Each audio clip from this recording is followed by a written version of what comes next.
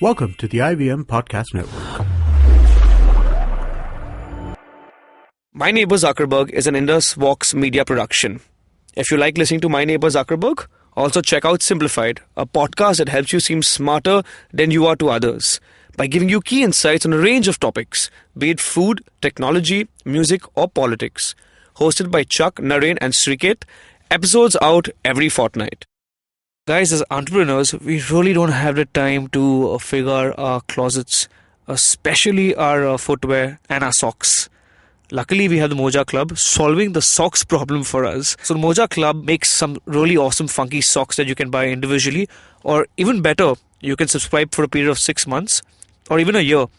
And they'll even throw in 1 extra month free. If you're a listener of My Neighbour Zuckerberg, you can get a full 33% discount by just going to their website and using the code My Neighbour Zuckerberg without any spaces in between. I'm going to just repeat that. A full 33% discount, guys, by using the code My Neighbour Zuckerberg. So what are you guys waiting for? Just go to mojaclub.com and get your subscription immediately, man. You're listening to My Neighbour Zuckerberg.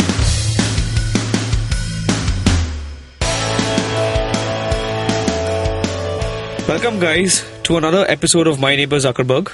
This is Nabil Merchant. And Munaf Kapadia. Munaf, today we have someone really, really exciting. Okay. You know, we have a Bandra boy. We've used exciting for the first time today, I think. Yeah. We normally use interesting. So this must be really special. We have a Bandra boy. Okay. No wonder you're excited. I'm very excited. And from a Jesuit school. He was in a pack of rowdy boys in school. And he's grown up to be one of India's most successful entrepreneurs. Okay. Quoted by Forbes as a top 30 under 30 as well. Wow. Okay. We have Sameer Pitalwalla today. Hi guys. So he's the founder and CEO of Culture Machine, Munaf. And he's making the Bori community really proud, man.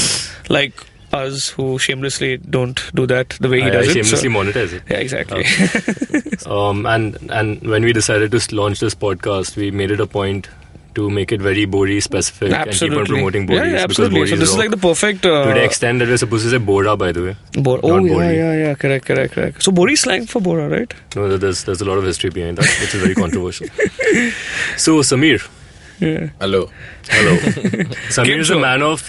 he's very verbose, as you can see. It's 8:30, so bhayo ne bano chalo jamba.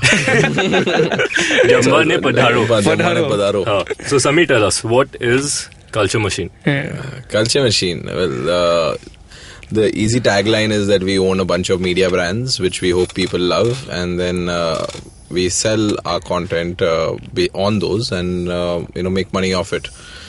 And somewhere along the way, we also built up really cool technology, which we now retail in international markets besides using it ourselves. So our simple vision is to use technology and storytelling to build great media brands that people love. Fantastic. So can you give us an example of a brand which you might want to talk about today so we get a better idea? All five are close to me. One is the first one, which is our flagship brand, is Being Indian, which is roughly, does millions of views, does about, I think, 140 million views a month. Wow. Okay. And the second one, Being Indian focuses mostly on the North Indian audience, more male oriented. The second one is Blush, which is focused around female audiences. What's popular for doing the Kalki Kolchin printing machine video. We've done a whole bunch of... That's the Blush, correct. It also has the popular Unblush format, which features a lot of celebrities in it. So Blush is really focused on the sort of modern Indian urban woman. And again, it's cross-platform, does millions of views, and is currently is among the most watched women's brands on the internet. The third one is Put Chutney, which is run by a really fabulous team and is also the number one brand in Tamil. It's run out of Chennai. And the fourth is Viva, which is out of Telugu. We actually acquired that brand roughly about 9 months ago, and now it's become the largest brand in the Telugu market, both Andhra and Telangana combined. And then there is the last one, which is Awesome Sauce, which is focused on food. We launched that 8 months ago. Yes, absolutely. You can't go very far from food if you or me. And Awesome Sauce has now grown to become the second largest food brand in the country. It's Facebook only, and Facebook and Insta, and it does roughly about 60 to 70 million views per month on Facebook. There's one brand which we don't talk much about, which is just it's sixth one actually, which is also a really large devotional brand which we own called Om Bhajan Bhakti. I'm loving how diverse. I know. Yes, we have Telugu, we've got Om Bhajan. Well, actually, Then the we've Telugu, Tamil, Blush and Being Indian are somehow targeting the same 18 to 35-year-old kind of Right. audience. So it's imagine, the MTV we grew up with, but Correct. imagine if the MTV was unbundled. So there is a different, the guy sitting in Chennai doesn't really care about the Hindi MTV and roadies. Right. I don't think anybody cares about roadies, but it's really the same segment, but then it's in terms of demographic, but then we have verticalized it to focus on Tamil, Telugu, Languages, women. Language. Yeah, language. Okay. Language specific. So they are actually similar in terms of vein. In Awesome Sauce is actually targeted to the same TG. So we're very focused sort of on the With a different millennial theme. audience. Right. Except what we do is then we segment it according to different, like a typical television network would. We actually have all these audience buckets which we create and build strong brands inside of them. Okay. So yeah, they're diverse in terms of regions because India is a hard market. It's like building a media company in Europe. Because it's different languages, Right. different cultures, and we put together really strong sort of creative people who truly believe in that and then support them with world-class technology and monetization. Wow. So Culture Good. Machine remains It's sort of the master company, brand, and then you've got it's the these company 5 to 6 behind the brands that you're brand. It's creating. not really, it's the corporate brand really, and it's like sort of the way we look at it is what Condé Nast is to Vogue. Okay. And GQ, or what Viacom is to Colors and MTV. Right. It's a sort of similar, apparent. sort of a mother corporate brand, but which actually owns these media brands inside of it, and a bunch of other assets as well, like technology. Right. Sort of, we never really devised it to be the media brand. We devised it to be the corporate brand, which owns a network of media brands. So, Okay. if you had to give a ratio to Culture Machine as creating content and the technology aspect, which I want you to Yeah. elaborate on, what would that ratio be? 50-50? Or? Yeah, it's actually, if you look at our cost structures, it's roughly 50% goes towards engineering and 50% goes towards content creation. And it's So- something which we devised Okay. when early days when we began the company. That's why the name as well is the machine and the culture. So what's the thought behind the technology? I mean, what is the technology that we're building, for Culture Machine, and what kind of data are we trying to dig up? So I think the core idea really began when, so I'm one half, the other half is Venkat Prasad. Right. Venkat is the co-founder. He's actually from ex-Google YouTube. So we both met in Anaheim, California, at a bar introduced by a common friend at Google. And at that point of time, Venkat had spent 8 years at YouTube building out the YouTube analytics product. So, and I was at Disney at that point of time. And we both had sort of a similar moment where we realized that sort of content was changing on the internet, where in the past you really had to go through a mediator if you wanted to create content, right? So a production house would go to a television channel. And the television channel really had all the intelligence, because what they used to do was do all the research, make sure that they understood what the brand stood for, had the distribution to make sure that the feed was slung, whether it's through cable or satellite. So it was a sort of combination of skill set where the hard labor of content creation was done by the production house, and the media company was really managing all of these things. Right. But once distribution became easy via YouTube, or whether it's, today it's Facebook, Twitter, Snapchat, Instagram. Correct. And all of these became video. At that time, when we started, it was only YouTube. Suddenly you really had no sort of friction between the actual act of content creation and the act of distributing it. Also, it still needed resources to monetize it, because you still need to talk to brands and such. So what Venkat and I kind of devised was that if you were to rebuild a company in media in this day and age, what were the sort of core assets you would need? And one is understanding people deeply, right? Because all media brands essentially talk to a certain kind of audience. If you talk to everyone, then you are a general entertainment channel like Colors. Right. But typically media brands tend to talk to specific kind of audiences. So, I mean, if you look at print today, it is a complete network of publications. So Right. now Bharat Times talks to people who speak Hindi, Maharashtra Times talks to people who speak Marathi, Yeah, correct. so on and so forth. You know? Correct. And what we thought was that how do you manage that at scale on the internet? How do you know people really deeply, really well? So, and that's a lot of data, because predominantly, the platforms for us are unlike Tata Sky and Dish TV, Star TV. For us, the platforms are YouTube, Facebook, Twitter, Snapchat, and Correct. Instagram. So the first thing which we did was we built out two things. We set up a studio and we built our first big data platform out, which was Intelligence Machine. So what at that point of time we did was we cracked deals with YouTube. Later on, about 2 years later, we cracked deals with Facebook, Insta, Twitter, and it basically today we have about a 250 terabyte big data platform. We had about 10 GB per day. And we have data partnerships with all of these guys, and we collect all data. We scan to about 4 billion videos per day and process billions of comments around it. But then what we do after that is really interesting. We use that data as sort of raw soil and then use data science and machine learning to understand what formats of content are people watching. So take, for example, this podcast. It's might be watched by other entrepreneurs. It could be watched by other people who are, but they also could have other taste buds. They might be watching content, say, of a certain kind of music. They might be, also listening into a technology podcast on artificial intelligence. So we are able to kind of find out is what formats are working well. Are interview formats working better than, say, for example, verses, or say, for example, karaoke, say, for example. So you actually get to understand and look inside and around the videos to know what people are watching, so you can better understand them. And so that's the first technology platform, Intelligence Machine. So take, we have a client like Hot Wheels, Mattel. Right, we all grew up on Hot Wheels, but the most popular format for Hot Wheels fan videos are drag racing videos, followed by track building videos. Right, so these actually give you a very clear sense of, or Lego, for example. Lego unboxing videos are really popular, followed by, the ones in which they have a entire line where you can actually use it for engineering, which is really for mature audiences. That tends to do very well in terms of actually how to and DIY videos. So where do you start? You first start with the client who comes on board and tells you, hey, we always start with the consumer. So let me give you an example of awesome sauce, since we all will understand food well. So the thing with India is that number one, if we look at Intelligence Machine data and we track competitors as well, there are roughly about 60 other competitor food brands on Facebook right now. And Awesome Sauce has grown to become the number 2 in them. And what do we gain from insights? Well, number one, in India, non-veg recipes don't do well on Facebook. Number 2, milk-based products do really well. So in terms of paneer, milk products, whether it is in tofu, things like those tend to do well. Curd, very popular. Third, which is really fundamental to a lot of the recipes which actually get shared a lot, have to do with bread as the base material. So chapatis, breads, including, for example, if you're doing everything from suji breads, etc. But if you're using them as the core ingredient towards the recipe. Fourth, rice doesn't do very well at all. Fifth, quick sandwich recipes, anything to do with something which prep time is not more than 15 to 20 minutes does very well.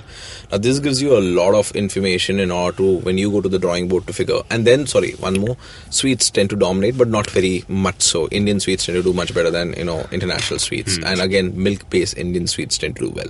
So you're getting all this information because of the partnerships that you created with all these platforms. Yeah, but the information we get is raw. It's like, you getting... it's just an API key which you've been able to... Yeah, so the information is raw. That storing the data and managing the data is technologically challenging. But the real value is what we do with the data, the questions we ask it. So those are the algorithms which we created, which require sort of data science experts, which actually use that to question the data and then populate that in an easy to understand sort of format for the creative team to then interpret it so that they can make an idea out of it. So it's a bit of both. So a lot of it is gut. The data can tell you, but what do you make out of this? You can't, go and say, I'm going to make a, milk khichdi with a bread. That's a shitty recipe. Yeah. So that's why we call it a recipe, because it's just a core sort of guide. And then, the creative teams use that as a way to benchmark, understand what's working, what's not, and then figure out what they want to do.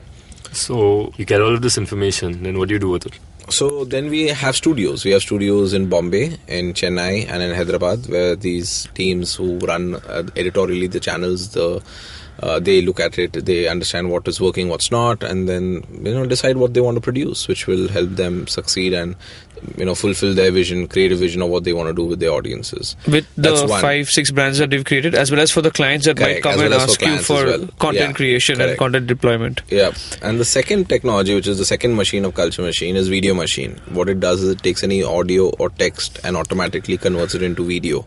So what would take a human being 2 days to do, it does in a matter of minutes. So how does it do it? It's basically we have partnerships with Getty, Shutterstock, Reuters, Bloomberg, all of these guys. So we're able to take a podcast like this, put it in there, and we can even, for example, visualize the words like with kinetic typography. So today when we do about 1 billion views a month on YouTube and Facebook, reaching about 100 million monthly audiences. On Facebook, we do about 500 million views a month. So when you go on Being Indian and you see that vertical video on your feed, that's actually made by a machine. So it actually cooks these videos automatically. So that's the great part, is that we also use... So imagine something's happening right now. Let's say as of date, what's going on right now in the world. Trump has forgotten the country he bombed. The country he bombed, but he remembers. So I know that there's a lot of engagement around that topic. Yeah, correct. Do I want to waste my creative team's time doing shit around that? Maybe not. Right? But do I think that there's a nice angle that Being Indian can do around that? Sure. But all social is now video. So now imagine the process. Somebody would have to write a funny script. Then they'll have to go and pull in and write clear footage from Reuters. Then they will, if they even get the access to them at that point of time, then they will have to format and produce it in post-production on Avid or FCP, which would take again probably another hour and a half, 2 hours. Then they'll have to format it for vertical videos. We'll have to make an Instagram story out of it. Then they'll have to render the video. By this time, like one person's day job now is literally half a day gone in one video. All of this would take us literally about 10 minutes. So that's what Video Machine does. That again is something which we use internationally. So all the 3 major music labels use us to make music videos. So the new Marvin Gaye album box set, the music videos have been designed by us. We just recently did the Jeff Beck music video as well, which was a cool thing to do. As well as the new Monkeys music video, where we converted a comic strip into a music video. Wow. So a lot of brands use us to actually create videos. So we use it ourselves for our media company, but internationally we license the technology. If I'm a client, like say maybe for example an HUL of sorts, right? Yeah. So I can I subscribe to this platform? Yeah, you can subscribe to both. The first one you pay, the intelligence machine you pay every month for. So the intelligence machine gives me data and analyzes what trends are actually working versus what. Yeah, so Levers actually licenses us in Malaysia, Indonesia and the Philippines. So in Indonesia they license us to understand what kind of beauty content should they be producing and which influencers they should be producing it with. Right. It turns out the most popular formats for beauty in Indonesia are around hijab makeup and halal makeup. Hijab makeup and halal makeup are very popular formats, and then it'll also identify which influencers tend to do very well with those formats of programming. Right. Compared to India, where skin makeup tends to be very popular, along with the most popular topics inside of that being pimple, acne, and oily skin. So you see why it helps them understand, if I have to position Dove, what content should I produce to promote Dove? So that's how Levers licenses it. But now if they are in India, they can also produce it with us. If we are doing a story, which on Blush, for example, and also use the media brand to propagate it internationally, they can use the data, and then we can probably create a quick video using Video Machine for them. Okay, so that's one part of it. Yeah. Where they get insights on what kind of content they need to create. Yeah. And the second platform, which actually allows them to convert those insights into actual content. What's the name of the platform again? Video Machine. It's fairly simple. Intelligence Machine and Video Machine. Okay. And the company is Culture Machine. So Video Machine helps them create that content. Yeah, we produce it for them. Though, using the machine. For them. So I mean, just to understand, your revenue model in terms of, how much would you retail this for? I mean, is that case to case, service to service? No, it's a fairly flat rate card. Is it a fairly flat rate, or number of users actually using? Yeah, so it's a flat rate card on the number of brands we are tracking on Intelligence Machine, and on Video Machine they pay us per video. Okay. And the price of the video. Sameer just told us right now it's $1 million per post, so we're not really supposed to talk about it. But in case we can talk about it, Sameer, out of the 100 rupees you guys make a month, what's the breakup like? Well, it's actually because India, it changes every month, to be honest. It's a 4-year-old company. It's going to turn 4 in July 2017. So probably about 6 months ago, it used to be fully dependent on pretty much 2 sources of revenue, which was the brands paying us money to advertise on our media brands, and we should make a lot of, because we have a decent size of traffic, so YouTube also shares revenue back with us. It becomes material at the scale that we operate. So those are the 2 sources of revenue. And So you have to share revenue with YouTube, or I mean, like YouTube shares revenue with us. YouTube. Yeah. So whenever you see ads, because Yeah, of course. those, I get that. YouTube shares Yeah. they share 55% of the revenue with us. But no, we don't have to share revenue with YouTube on the branded business we do. Okay. Yeah, YouTube Okay. shares revenue on whatever ads they run. Correct. I got that. Yeah. Yeah, and so those were the two sources of revenue, and then we began licensing the tech internationally, and that grew to be like 30-35% of our revenue today.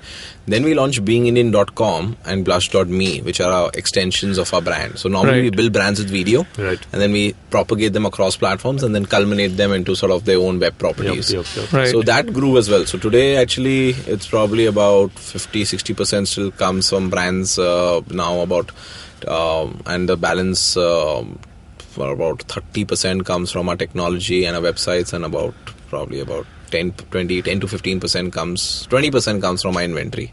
The media inventory. The media, which YouTube and Facebook also shares revenue back with us now. Oh, okay, Yeah. okay. Yeah, I mean, for 2 years we have been part of the beta. So because we are large on Facebook, we became one of the early partners that they began to share revenue with. So if I were to list down Culture Machine's competition, who would it be? Are you competing with your top publications like a TOI would come in and say that so IDEA could be a competition to Blush, Especially since sort of, you sort work of. with TOI. Ostensibly their competition. Each one of our media brands compete, right? So if you look at the top 3 publishers on video in India, it's basically TOI, it's Being Indian, and last month it has been BuzzFeed India. Right. But they use a lot of copyrighted content. They just put up movie clips and sorts. So that's why they get good views right now. Right. Although that's illegal. But the point is that, so in Being Indian would compete with them. It would compete possibly with an AIB. It would also compete in the same genre with TVF because it's more North Indian focused. Right. Put Chutney would compete with Smile Sitya, Madras Meter. Awesome Sauce would compete with Heber's Kitchen, which is a food brand on Facebook. It's actually one of the larger ones. And the other like 40 brands on food right now within the Indian context. Yeah. Blush would compete with actually Blush is unique because it's more of a feminist brand, so it's not really doesn't do your DIYs. What about Pop Exo? Sort of Pop Exo. Pop Exo? Okay. Pop Exo is more comedy-ish in terms of that. It's sort of but I would say Pop Exo, maybe a Glamorous would also come in there. Although Glamorous does a lot more of the DIY beauty thingy. What about IDEA, which is predominantly not women? that much video, no. It's not that much video. Yeah, Okay. that's the thing. It's more devised as a text-based brand, and then I think the trend that's basically emerging is each brand has competition. like a basis. television channel, right? Colors will compete with the Star Plus. Star Vijay will compete with the Sun TV. Star World will compete with the Z Cafe. So each genre has their own competition. On the technology front, really in India we have none. That's interesting. Right. Yeah, probably Intelligence Machine may tangentially compete with the Viduli, but that's probably the only company I can think of which is doing anything in that space in India. Analytics for content. Video Machine currently in the market has no competition. Video Machine is basically the conversion of content into video very quickly. That's Video Machine, right? Yeah. Okay. But I mean that also too has an analytics platform to be able which allows us to make a decision whether we want to go the full live action route or we want to make a quick video. Yeah, so that's what it does. Sameer, I was just thinking about Video Machine, right? So is it are you guys able to analyze the content that is actually playing in the video, like second to second, like whether the background, whether there is whether it's an animated video or whether it's the format maybe, right? The colors or something of that sort. Would that be something that you would want to look at analyzing, or are you guys analyzing that right now, or is it just the fact that it's based on keywords or based on length or based on I just want to know more about the Video Machine because it's really, really interesting. So I think you mean Intelligence Machine. Yeah. So the thing is that you need to simplify the names more. Yeah, more than intelligence and video. Video Machine makes videos. Intelligence analyzes and it gives you intelligence. My bad.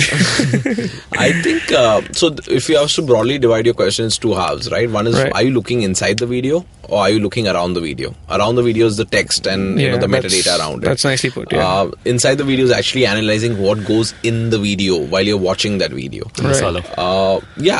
Really the frames per second, right? Correct. Are you analyzing the frames themselves? Yes. And so far we have always analyzed the information around the video because it's computationally very expensive to analyze inside the video. Is it possible? It is. So it has always been possible, except it's been ridiculously expensive until a month ago. Now there is, because of advances in computer vision technology, you actually have technology either it's coming from Google's cloud, or Google Cloud actually today offers you computer vision API. So does IBM Watson, and currently we're working with Watson. We actually have good developers deal with them. So we're actually able to analyze frames inside of that. So for example, when you log into Facebook with another person's credentials, or if you log into Facebook from some remote account, it'll ask you to analyze your friends. The fact that it came to his mind, he's done it before. So you're able to kind of, it asks you, right, is this the friend which you know, what's his name? And that's computer vision essentially saying that, this person seems like it's Munaf, and if you also say it's Munaf, then that means it's your account. Right. But it's good for static images. But imagine if those static images are floating at 25 frames per second or 60 frames per second. It's very expensive to do it. So now, just as of 3 weeks ago, we won the NVIDIA GPU contest, which is basically GPUs are the sort of hardware which one uses for artificial intelligence. So now, because we have all the information around the video, we're able to then look at the top 5 videos within a format and then look only inside those. If you have to look at the whole corpus, it will be ridiculously expensive. Right. But if you have to look at only the top performing videos in a particular format and go inside on them, that's now possible. Yeah. So now is the time where we actually began that, because technology, timing wise, has come to the place where a company like us can do it. And a very well placed to do it. Yeah, we're very well placed. So we actually have great engineering talent. Plus, more importantly, we have information around the videos which we have collected for the last 4 years. Right. And 4 years ago, when we began collecting, we actually have information all the time from the time YouTube first opened up. So that's the good part, is that we actually have legacy data. So it really helps for your training data sets when you're looking at, the next step in terms of really using analysis and deep learning in order to understand what content to produce. And in other, so Todd, who's the Netflix head of content science, basis whose algorithms, Netflix decides what to buy, just joined our advisory board as well. Wow. So it's good to kind of have all the right guys. Huh? Getting all the right guys. Yeah. It's good to have, I think more than me, it's the technology and the way the engineering team's been, and Venkat and all of these guys, right? I think they've really set a high bar. So it's good to really get awesome people to work with who really at the cutting edge internationally on doing what they are.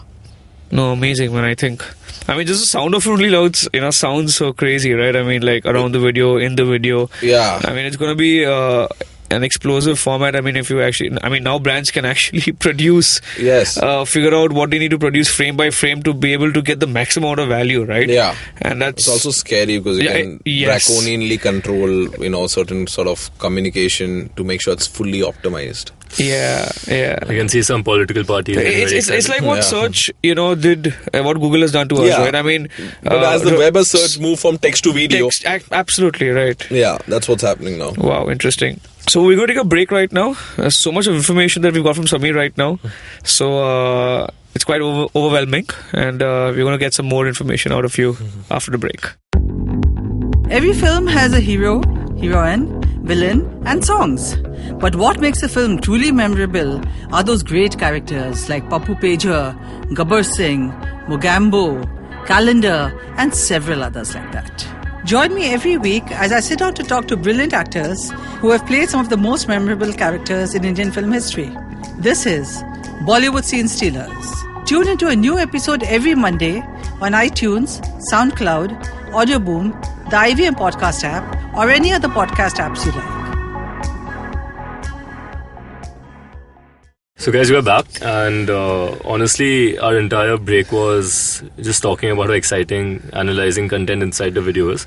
And Sameer, I'm just wondering, but is it a double-edged sword in the sense that this capability to now actually analyze content inside the video suddenly becoming affordable? It's not just for you, it's for everyone in the industry. So for the Googles of the world and whoever else out there has a lot of video content and maybe even larger resources than you.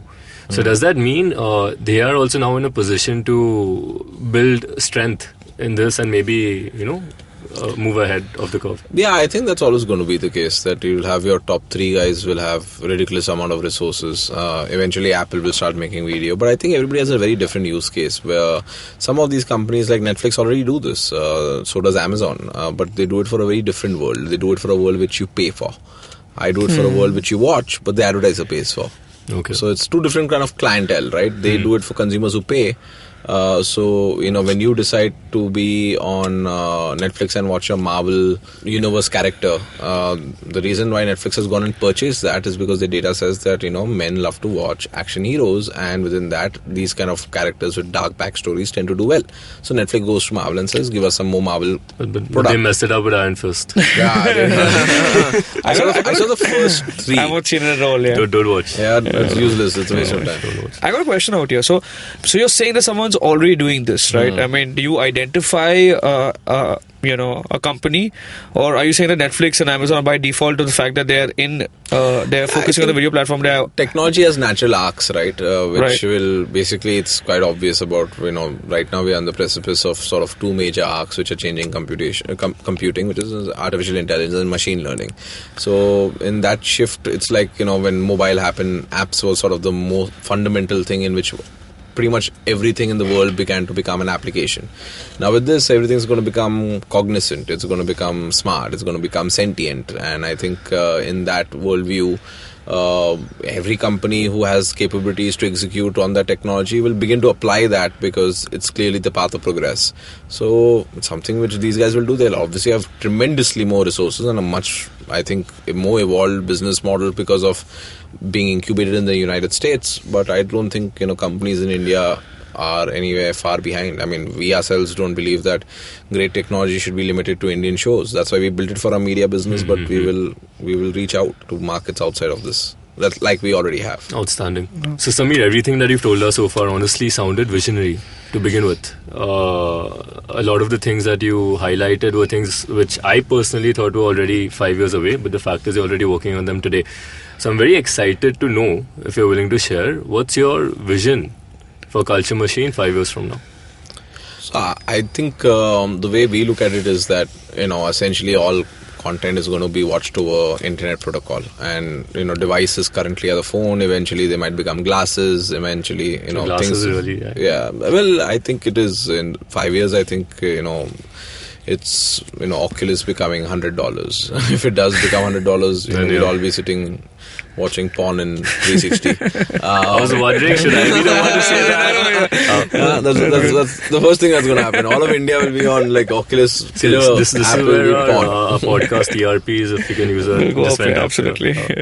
Sorry, Sameer. So I think what's going to happen in that world is that linear television will have a problem. Your TV will be another device. So where I see Culture Machine is we are a media company which uses technology, and we are fascinated by how those tools can help us tell better stories.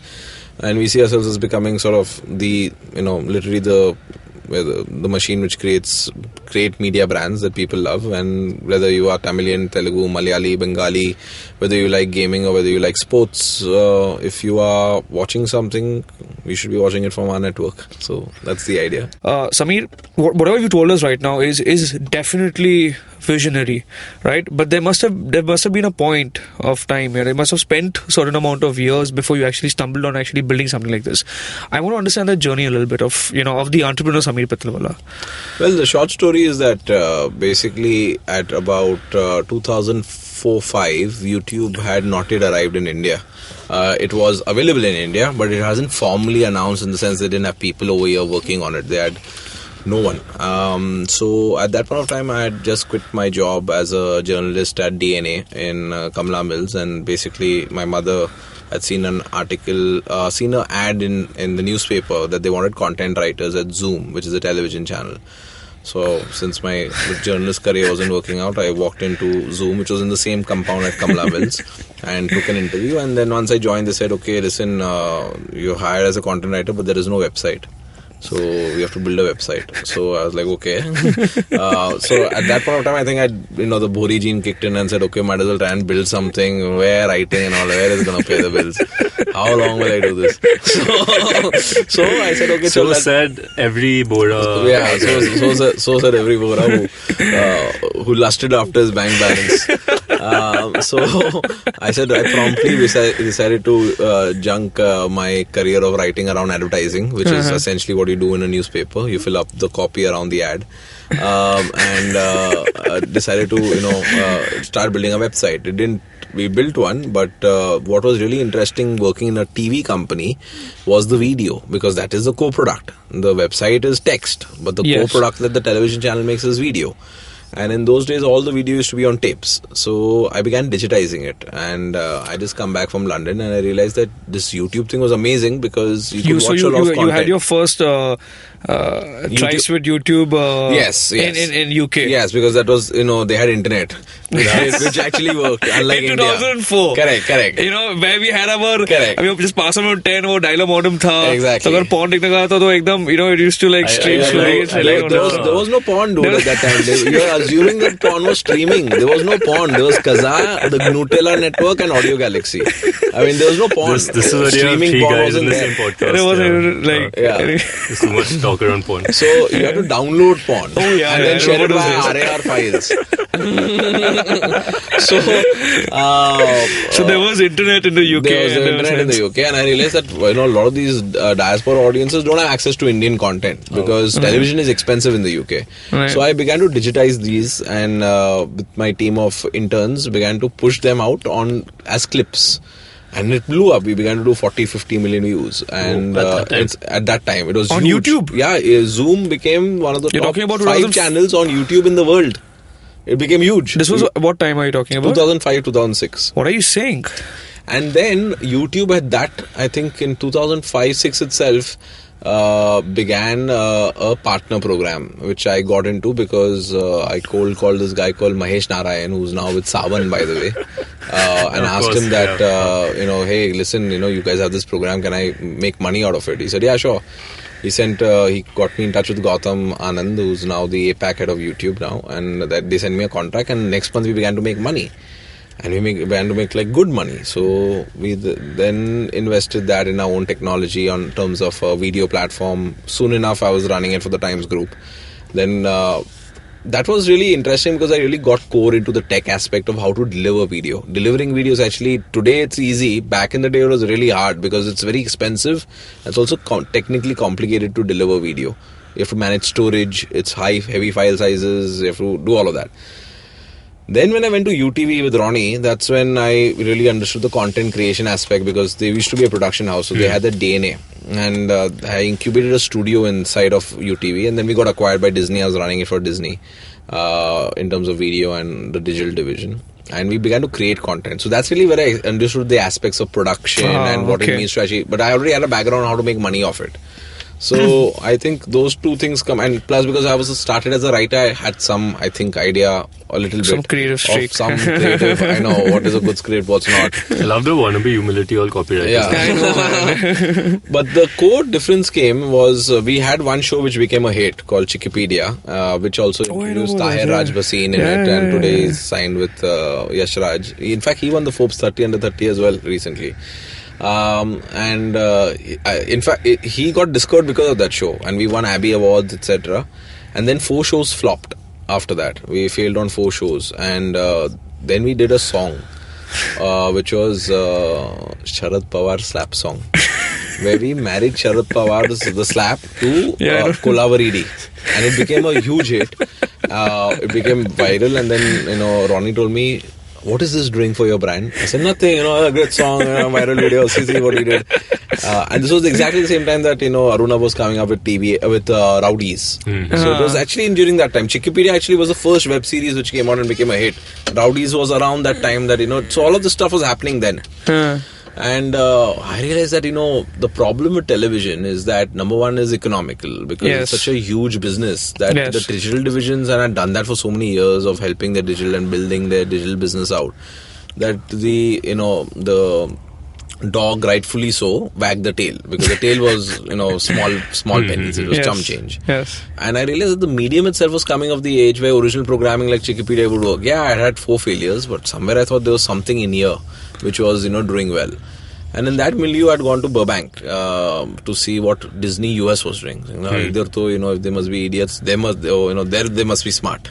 And it turned out that they were just as badly off. They had no clue, no division spoke to one another. They were like complete, beautiful company, amazing company, but digitally, again, it was a dog wagging the tail, because studios, Marvel and all these huge businesses, they don't really care about what is digital, like, couple of hundreds of millions is nothing. It's like, Avengers ka one market ka collections. So that's when I said, if you have to do something, you have to do it outside of a traditional setup, outside of the cushion of any other business, because only then can you innovate on. Because you have no reason to innovate if you're not already making something. if you're making a truckload of money, your existence isn't you questioned. don't really care about the small things that you don't really care. You really begin to do that, and that wouldn't have happened in terms of a marriage of technology and content unless you rebuild that organism ground up. So that's when I said, it makes sense to actually do this. Because it was also, so most people think, this is now trendy. I mean, Venkat was doing YouTube 10 years ago, so was I, because he was in YouTube. I was in I was in Times using YouTube. So we actually spent 10, 11 years in a very nascent medium. So you knew Venkat right from... No, I never knew. I met him randomly. So actually, it was weird, because when I first launched that YouTube channel in India for Zoom in India, the guy who that was 2005, you're saying? 2005. The guy who was my tech Spock was this guy called Varun Talwar, who later on went on to head up YouTube Live. So he was the guy I met while in Anaheim, when he was walking towards me saying, "Hey Sameer, what's up?" And the next to him was Venkat. So it was actually completely coincidental that the guy who actually helped me at YouTube, he had taken a transfer internally inside of Google to go to the US. So you never knew that Venkat was working at YouTube for so long? Nothing. I never heard of this guy. You were basically doing your thing and he was doing his thing, and suddenly... And we got connected via this common friend who had moved from India to the US as an engineer. So that's what I really like, right? Sometimes things just come together, right? At the right time, in the right space. And the next day, Venkat and I met with his wife, his dog and his daughter. And 8 months later, we had started a company. Unbelievable, man. Yeah, it's very, very, it's a lot of serendipity to this. Amazing. Total luck. And what's weird is that I wouldn't have gone to Burbank unless I just chanced upon randomly an article saying this conference is happening 4 days before. So 4 days I went to my brother, I really want to go for that. So he said that, it's expensive. So one of those bosses who now is a competitor, total asshole, he said no. So I went to my other boss, who's now the CEO of Times Television, and he said, ja. I said, okay, great, thank you. So it was really kind of completely, I think it was... I think it was meant to happen. Yeah, I guess so, maybe. Amazing. Yeah. I think every entrepreneur, every co-founder meeting, his co-founder happens to these... Yeah, to find a technical co-founder from Google, to make him leave Google for sure in the valley. Have him actually working in YouTube, for that long while you were also working somehow, in the same space, right? Yeah, I think that's why we got along, because he had built this technology called Content ID, which really was a response to the Viacom lawsuit. And the beauty about Content ID is changed copyright forever. So today, Facebook, when they have these problems with putting clips up, how do they know which clip belongs to who? That's the fingerprinting technology inside of that called Content ID. Yeah. And Venkat helped build that. So I was always in awe of Content ID because it used to make us a truckload of money. So dirty little secret is that on YouTube, 90% of all music label revenue, songs don't come from the song itself. They come from covers of the song. So to identify which is a cover of which song is again a computationally fairly complex process. In fact, Facebook, it's been a year and a half, has still not fully cracked it. Because it's hard to do. It's core sort of fingerprinting. What is this audio? Why is this song shape of you? And why is this what he's singing shape of you? Why is this video a clip of that? It's a very... it makes you billions of dollars today is what music labels do. And that's what Venkat had built. So I was in awe of Content ID. Even when I met him, he said, oh, you build Content ID? That's such a kick-ass tech. So I think that's why we got along as well, because we both had a deep understanding what each other's video. I've always been in love with video in general and the technology, but also the storytelling aspects of it. I think that's what we bring in the company, is also core engineering, but also core creative. And I think that is a fun part to be in. Amazing, man. So Sameer, you might be a fan of storytelling, but honestly, I think the biggest story that I'm a fan of is the story of Culture Machine itself. And on that note, I just want to say thank you, man. Thank you, man. For having this was amazing. Thank you for being here. For my giant monologue. I could easily sit for another couple of hours listening to you more and more, but then Abbas and everyone will start killing me and they give me dirty looks. Okay, you can edit that, no problem. So, thank you, Sameer. Thanks for being here. Thanks, Sameer. Thanks a lot. So, this is Nabil Merchant. And this is Munaf Kapadia. And if you want to find out about Sameer Pitalwalla, Google him. He's all over the place. At the same time, no, go to YouTube, bro. You might find him over there. Considering his association with YouTube. Some dirty fat videos of me. Fantastic. Alright, guys, signing off. Thanks, guys. Bye. That was an episode of My Neighbour Zuckerberg, brought to you by Indus Vox Media and media partners Inc. 42.